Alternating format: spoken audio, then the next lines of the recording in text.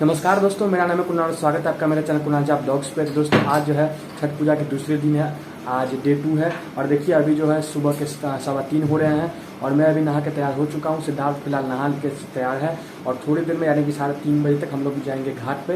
तो आपको पूरा दिखाएंगे आज का ब्लॉग। आज का ब्लॉग काफ़ी इंटरेस्टिंग होने वाली है, तो पूरा ब्लॉग अंत तक देखिए, काफ़ी मजा आने वाली है।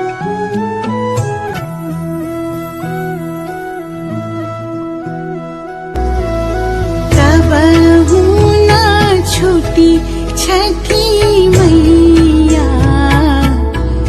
हमनी से बरत त्योहार, हमनी से बरत त्योहार। तहरे भरोसा हमनी के, छुट्टी नहीं छठ के त्योहार, छुट्टी नहीं छठ के त्योहार।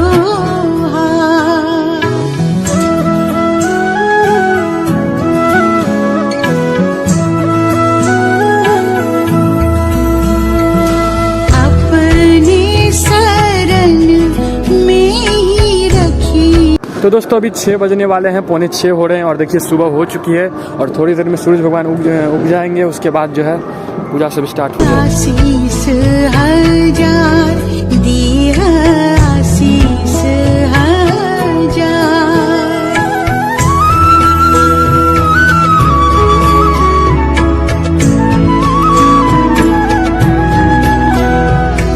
गोदिया भराए छठी मैया, बाटे राउर कृपा पार, बाटे राउर कृपा पार।